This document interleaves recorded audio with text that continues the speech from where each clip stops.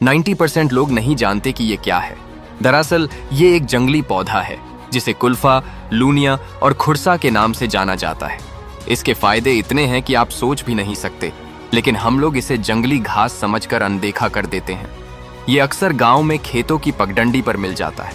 आपको बता दें कि कुल्फा में iron, omega 3 fatty acid, vitamin A, vitamin C और कई अन्य पोषक तत्व पाए जाते हैं जो आंखों के लिए लाभकारी है, डायबिटीज में फायदेमंद है और हड्डियों को मजबूत बनाता है।